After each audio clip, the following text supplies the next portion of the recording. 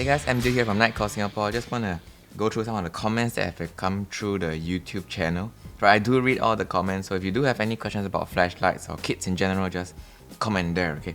So this was a very good one coming from Bhaskar Desai.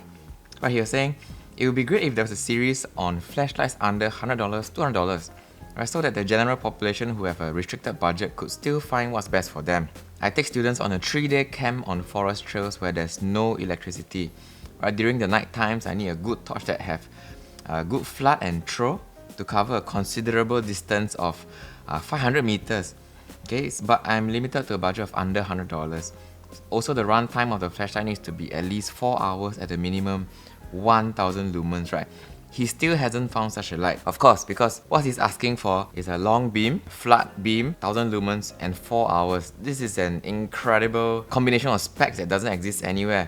Right, so if you want something like this, you have to go for the P35i here. Alright, so you can see there's a spotlight and a floodlight, and it has a very high capacity battery for that 4-hour runtime. But the problem is this greatly exceeds his budget of $200 or $100 even. So this is a 500 Singapore dollars. Another light that can do that will be the TM20K here.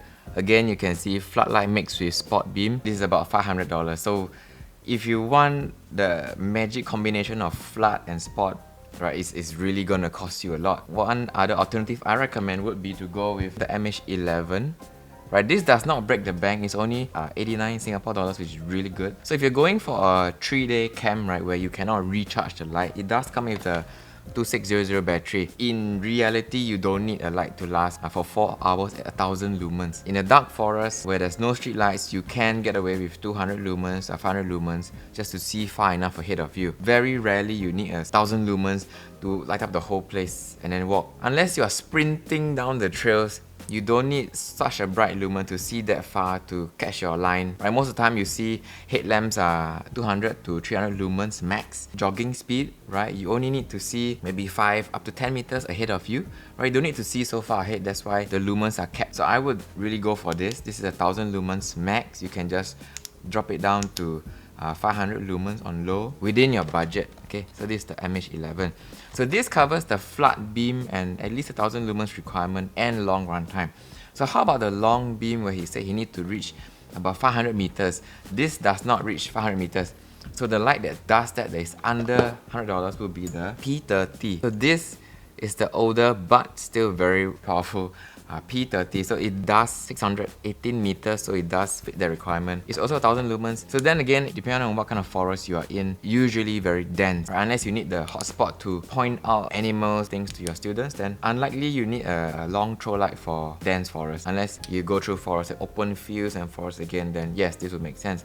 So for $200, I would get MH11 for floodlight and P30 for long beam. Right? A combination of lights is actually better than blowing $500 over on a big P35i like this. When you talk about backup options, if your P35i dies, you are stuck with nothing, right?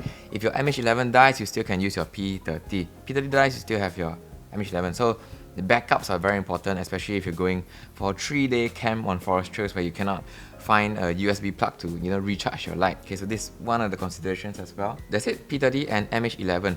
Now the next two lights are other alternatives that I find very good for that purpose as well. MT2A. Right, this does only 345 lumens, but it runs on AA batteries. So these are good to outfit your kids. They are going on the camping trip to outfit big classrooms.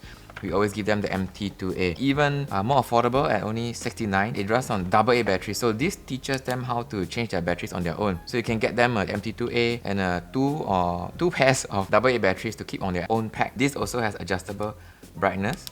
Right, low, medium, high, all the way to strobe. They don't need the strobe. Also, it's not bright enough, accidentally blind a kid that turns on at 1000 lumens. So this is one of the best lights for kids on camping trails, okay, MT2A. Then the other one I would recommend for the trail leader or the instructor would be the BR25. Right, so this is a bike light, but it's amazing for camping because of the hood here. Alright, so when you turn on this light, let's get it up to high, you can see on the back shelf, there's a cut line. Oftentimes when you guide students, you point ahead, hey guys, walk here. When you turn around and shine at them, you don't want to blind their eyes, right? Then they trip and fall and all that. So this prevents you from blinding people that you're leading. Turn around, see, I won't blind you.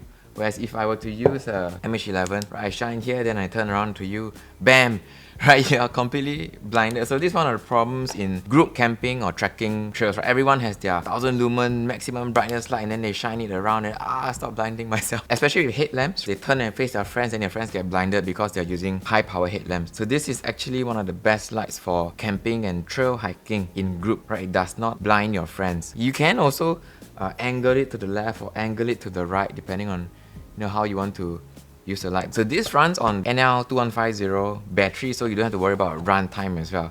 Right, so recap, you don't need a unicorn light that does everything like the P35i or the TM20K, right? These are actually really expensive, more suited to the first responder deployment where they work in teams and then someone will carry one of these, right, to hit the very long distance or hit the massive flood. Right, for camping, budget, students, for the instructor, the trail leader, MH11 if you need the flood and long run time, P30 combination to cover your long beam range if you're going to open areas, if you need to point out hidden animals, hunting trips, that kind of thing. Okay, then other alternatives to equip your students will be the MT2A, right? Really budget light. Don't go for these kind of lights. I've seen some of the mistakes that trail leaders make. They buy a TUP or TIP SE for their students, and then when they go on a 3-day camping trip, because this is a built-in battery, the runtime is very short. If your kid using this at turbo, right, it's gonna burn out in 20 minutes, okay, because of the battery size. Although it is bright, it's gonna burn out fast. So on the first day, the first night, this runs out of battery and you don't have recharge station out there in the forest, right? You need to rely on power banks and all that. So I wouldn't go for these kind of keychain lights for camping trips, especially long camping trips. These are more for urban use in cities, in backup. And then for the instructor, a very good hack will be the BR25. Purely for the visibility and ease of guiding people through terrain, like rocky terrain. If you want to stand at the corner and then guide people through scary bridge, right, you can just shine this on the ground. It wouldn't affect their vision, right? See, I'm not blinding you and still lighting up the ground in front of you. Okay, so this is one of the best lights for trekking that not many people know about, but those that do use this swear by this. Alright, so that's it. If you have any more questions on what lights to use best, do leave them in the YouTube comment section. I do read all of them, although I can't answer all of them, but those good ones like this I will pick up and do a longer form video like this. Alright, that's it. MJ signing out. See you in the next video.